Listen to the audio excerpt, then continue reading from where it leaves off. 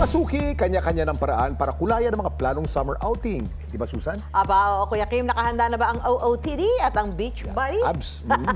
Pero dapat handa rin tayo at dapat alam mo ang gagawin kung sakaling magka-aberya o aksidente sa mga planong getaway natin. Ngayong gabi, makakasama natin ang Chapter Service Representative ng Philippine Red Cross na si Beliardo Anciro Jr. para turuan tayo ng ilang first aid tips kung magkaroon ng aksidente habang nasa bakasyon. Ayan, magandang gabi sa Beliardo. Welcome sa Dapat Alam Mo. Good evening po, Susan and Kuya Kim. Isa sa takbuhan kapag summer ay ang beach, lalo na ang sarap paglakad sa dalampasigan. Pero paano kung makatapak tayo ng matalas na bagay at napuruhan ng mga paa? Anong dapat natin gawin? Basically, kapag naman po tayo nakatapak na naman sa beach, usually yung mga basag na bote, yan, yung mga nagiinuman, yan, syempre.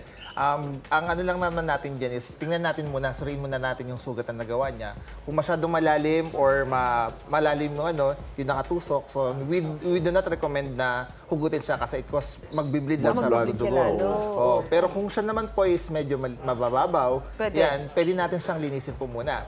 And of course, ang main concern natin kapag ganito is, aside from linisin siya, is matanggal natin yung mga yung mga debris niya. Pwede natin gamitan siya ng tweezer. Yan. O kaya naman kung kaya naman po, may gloves naman tayo, tanggalin natin siya by hand. Para linis para matanggal lang po siya. Ano pa palilinis mo doon? Tubig na may sabon, gano'n? Yes po. We recommend po na gumamit po ng tubig at saka ng sabon. Baka alcohol o ilagay. Huwag naman po alcohol, masyadong masakit po yan. Paano kung ang natapakan ay may lason? Isang shell na may lason o kaya yung mga sea urchin, yan. Yes, actually, yan po yung isa common lalo sa mga mababatong area. Yes, sea urchin po, yung kanyang spike or yung kanyang tinik. Yung tinik po niya. Yes, meron po natatawag na taglay siyang toxic. Oo nga, toxin, yan. Pero just compared to the other hindi man siya fatal. venomous, hindi man siya ganun ka-fatal. Kaya po, pag ganun po, iba po, nagbibigay po sila ng vinegar. Vinegar. Mag-demo po tayo, But of sir. course, bago yun lahat, bago natin bigyan, pwede natin linisin muna. By Ng Pakita mo sa tubig. inyo, water sir. lang din po. Na may sabon. Buhusan lang po yung part na merong natusok. natusok po. Natusok po. Basta And then, tubig saka at po sabon. natin pwedeng applyan ng vinegar kapag Or, Ito ba kailangan itong tubig na to, hindi tubig dagat? pag first aid naman po, we advocate naman po kung ano po yung nasa area. Kung di available. Kung ano po yung available doon. So, pwede naman po yung tubig dagat, but... Basta wag madumi. Yes po. Basta wag madumi. Basta din naman po, dadalhin naman natin sa hospital, yun po ang recommendation ng Madalas din ang dehydration Ay, totoo. kapag ganitong kainit at pwede rin daw itong makaapekto sa sugar level natin. Anong dapat gawin para maiwasan ang dehydration? Yes, number one po, of course, we kinakailangan po maging dehydrated tayo. Hydrated. Uminom lagi ng Dehydrated? tubig. Hydrated. Hydrated. Okay. Kailangan. Mahirap po yun. Hydrated po tayo. Kinakailangan Inom po, tayo, inom lang po tayo ng tubig. Actually, ang recommendation po ngayon, lalo sa atin dito sa Pilipinas, sobrang init.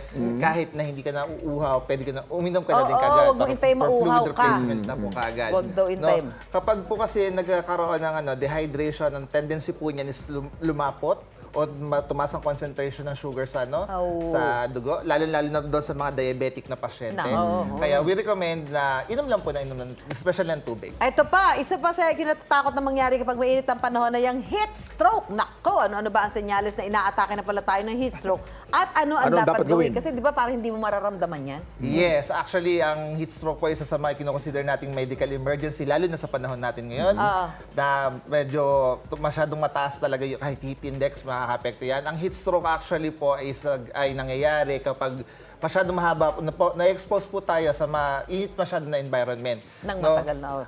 Actually, ang heat stroke ay napaka-seryosong bagay. Pwede pong ikauwitan sa kamatayan ng isang pasyente if left untreated po to.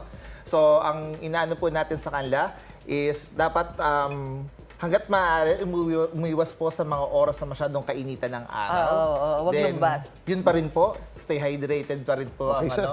ang mga Inom lang ng inom Maraming salamat po, Mr. Beliardo Yan, Anciro para ng hindi tayo Philippine ma-stroke. Red Cross. Thank you very much, sir. Thank you Salamat, po. sir. Sige po. Basta balitang mahalaga at napapanahon. At makabuluhan at nakatutuwang kwento, May say kami dyan, mga suki!